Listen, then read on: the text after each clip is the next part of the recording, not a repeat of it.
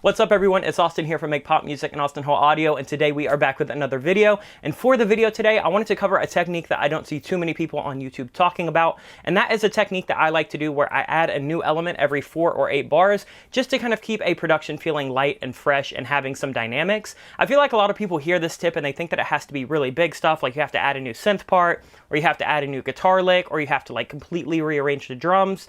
But what we want to do is we want to make these small little additions that are almost imperceptible to the listener. They just kind of make the song feel a little bit more new as it progresses. So we're going to take a look at a track that I've produced. I'm going to show you some of the different changes that I have every 4 and every 8 bars, kind of show you what it sounds like with and without it, explain why I do those, and then by the end of the video you should have a pretty good idea of things that you can add to your track as you're building it to make it feel more dynamic and keep adding for the listener. However, you're not kind of cluttering the entire arrangement and making the thing super chaotic. But if you like this video, make sure you like, comment, and subscribe. It helps us out a ton. And if you want to support the channel, head over to makepopmusic.com. But now that we've said all that, let's actually hop into Cubase so I can show you how to add some of these little production elements every 4 and every 8 bars. All right, now we're in the session. You can see right here that this is a completed session, so there's going to be a few things that we kind of go through. So between markers 1 and 2 right here, this is just the verse. So we're going to look at that. And as you can see, it's just an 8-bar verse. It's nothing super crazy, but I add a couple little things right here highlighted in yellow, like there's an extra reverse synth that we do, there is an impact that we do,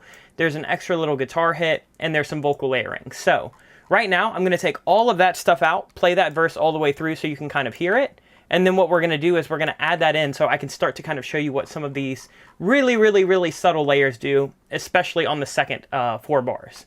So let's take a listen. You left the key to your house on the counter. Oh, I left a note on the top of your shelf. Says we're falling apart, breaking the rules, falling back to the start now. 'Cause I'm not enough for anyone, not even myself. Alright, so it's fine. The verse sounds good. It was written well. I like the kind of initial production. But I want to add some things, so for that second 4 bars for that verse, we're just kind of adding a little bit of extra flavor. So the first thing that I'm going to do is we're adding in this extra kind of reverse synth here. You can see that we don't have that in this first half. It would be right here if we did. But just adding that one little extra reverse synth can kind of change that whole movement. So check this out. Says we're falling apart, breaking the rules, falling back to the... Because the melody changes, this kind of has this kind of like extra urgency that goes into that. Because we go from this, you left the key to your house on the counter, where it's just super stabby. Now we've got that extra reverse. Falling apart, breaking the rules, falling back to... So there's one little tiny addition. The second addition is we do have a riser here. I don't even know if you technically want to count this, but it's here, so I'm going to show you anyway. We have that just rising up to lead into this post-chorus. Back to the start now, 'cause I'm not enough for anyone, not even myself. And it really just helps kind of introduce that a new part is coming to the listener. It's one of those things that if you don't pay attention to those, you're not going to hear them. But we've got something kind of melodic with that reverse synth. We've got something completely atonal, and it doesn't have any rhythm with that kind of riser. And then another thing that we have is there are these 2 little guitar parts at the beginning that we end up not repeating for the second half, but I do add a little bit of a different kind of riff. So we have, listen to these spacey guitars in the back.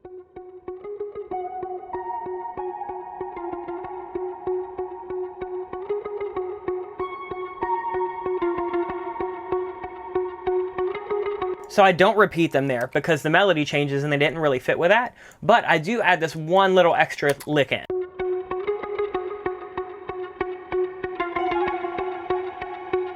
Just a little boom. And adding little things like that where we don't have this continuing every single time, but we do have this coming in once, are just nice little things that it's not a main melodic element. It doesn't necessarily have to be there, but it's going to help out the listener not get quite as bored. And then we also, this is kind of the big main change, is we have a couple harmonies coming in on the side. So for this vocal in the verse, we kind of have one vocal coming completely up the middle. But for the second half, we end up pulling in these harmonies on the side, and then we have an octave lower adding in for that second half. So let me play it all the way through and pay attention to when these yellow layers come. You left the key to your house on the counter. Oh, I left a note on the top of your shelf. Says we're falling apart, breaking the rules, falling back to the start now. 'Cause I'm not enough for anyone, not even myself. So just adding extra little vocal layers and harmonies, it could have even been the same thing, just stacked left and right. It could have been a new vocal effects. Adding something in for that second 4 measures changes up the texture just enough to where that listener is not going to get quite as bored. So let me take everything out one more time so you can hear the difference now. You left the key to your house on the counter. Oh, I left a note on the top of your shelf. Says we're falling apart, breaking the rules, falling back to the start now.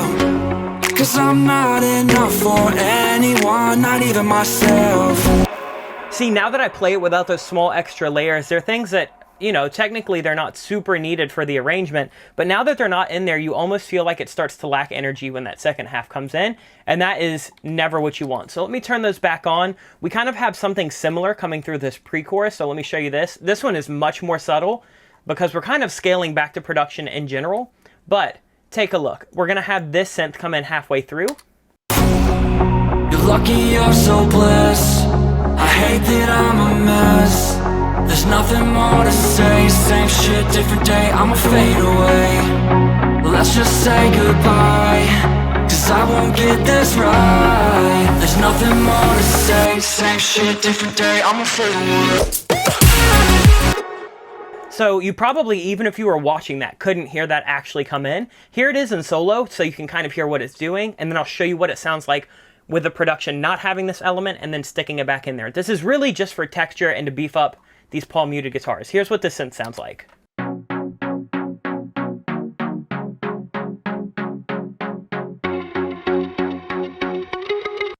Just follows these guitars, really.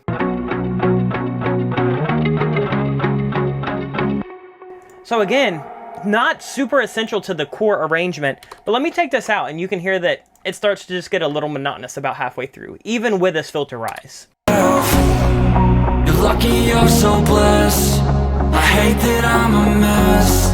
There's nothing more to say. Same shit, different day, I'ma fade away. Let's just say goodbye, 'cause I won't get this right. There's nothing more to say. So again, it sounds fine, but now listen really closely once I add in this extra kind of staccato pad and hear that just, 5% difference can end up making the listener feel completely different about it. You're lucky, you're so blessed. I hate that I'm a mess. There's nothing more to say. Same shit, different day, I'ma fade away. Let's just say goodbye, 'cause I won't get this right. There's nothing more to say. Same shit, different day, I'ma fade away. So again, such a small thing adds a massive difference, and it's one of those things that we obviously have this last bar being completely cut out anyway, so having that extra kind of staccato rising synth, especially with all these filter sweeps that we've got going on, just really adds a nice bit of width and just a little bit of extra transient detail to make sure that this doesn't feel too atmospheric going into something like a really, really big important drop. So adding something like that in can really, really help there. And then we also have these little guitars that kind of come in that we're kind of giving people a sneak peek because this becomes a main element in this little drop, but you'll hear them. Listen really closely. Same shit, different day, I'ma fade away. And you can barely make out that that's even a guitar. It really just sounds like a riser, but here they sound in solo.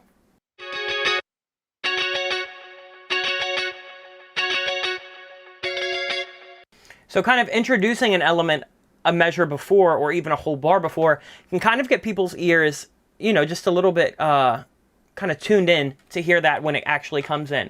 Because this drop, the main element is not these guitars at all. It's really these big kind of sidechain saw synths and this vocal chop. But adding these cool guitars in makes sure that it's not just super electronic, and when we can lead into that drop with those, it's just a nice way to introduce an element before something important comes in. Nothing more to say, same shit, different day, I'ma fade away.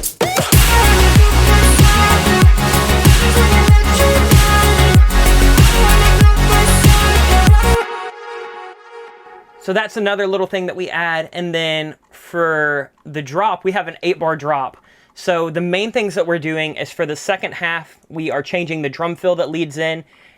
We are adding in this extra little lead vocal for this drop, but that's pretty much it. The drop I actually do want to be pretty parallel. We do have a big bass ride that comes down. So listen to the difference for if I were to just copy and paste exactly what happens the first time versus what we end up doing. So here's the final. Same shit, different day, I'm afraid.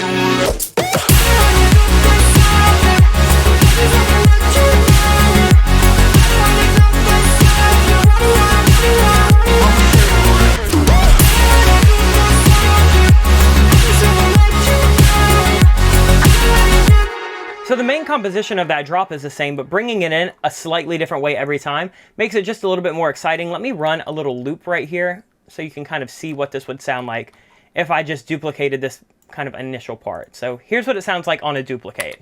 Same shit, different day, I'm afraid.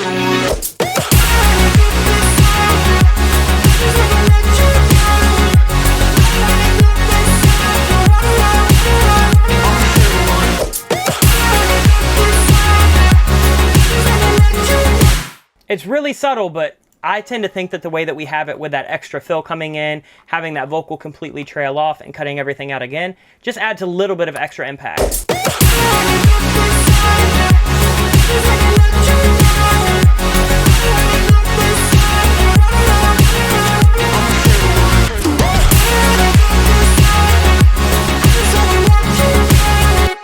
Just adds a little bit of extra tension, especially with this big bass drop. Doing little things like that for the second half of a chorus or even to introduce a post-chorus can be a really, really good way to make sure that people don't get bored of just hearing the same exact thing over and over. And then again, we kind of continue this central theme of just adding small little elements even into this second verse, where for this verse we have a different vocalist. This is a vocalist named Micah. By the way, if you guys like the song is out, so I'll post a link in the description so you can hear it in full.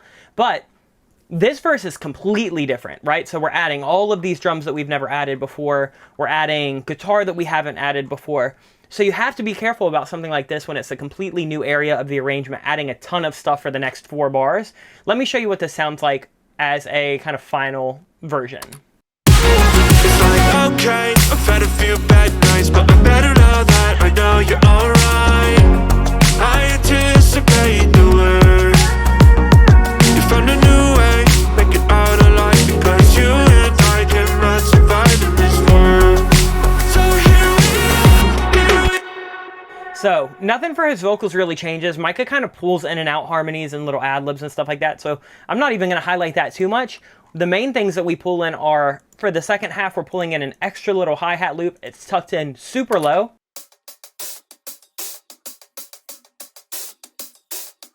We add that in for the second 4 bars, and then we also add in this guitar double-tracked.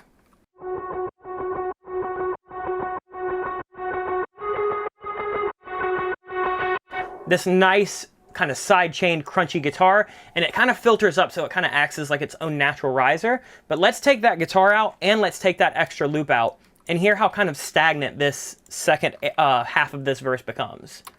Okay, I've had a few bad nights, but I'm better now that I know you're alright. I anticipate the worst. You found a new way, make it out alive, because you and I cannot survive in this world. So here we are again. So it's fine. Let's add those guitars and that one little slight percussion loop back in, and hear how it just adds, again, another little 5 to 10% difference for that listener. Okay, I've had a few bad nights, but I'm better now that I know you're alright. I anticipate the worst. You found a new way, make it out alive, because you and I cannot survive in this world. So here we are again. Then we just pull that last bar out completely and add in this like big kind of 80s drum fill. we're not even going to talk about that. That is kind of key arrangement based. But as you can hear, all of these different things that we're kind of pulling in every 4 measures, they're not crucial to the arrangement, right? They don't change the song at hand. They don't change the main rhythm. They don't change the main melody. They're not even really adding a new melody or rhythm. It's just one of those things that it can start to kind of supplement things that you already have going on, to add things like texture, to add things like width, to add things like this kind of natural riser, so you don't have to kind of overly fill your stuff with production choices. You can start to kind of layer that in terms of just small little tiny arrangement decisions. So again, this is something that I feel like a lot of people are missing out on. This is something that I feel like a lot of people just kind of skip in their process. And it's something that I think a lot of people kind of overcomplicate. You know, you don't have to be adding in new synths and completely new guitar parts and completely new vocal parts every 4 bars.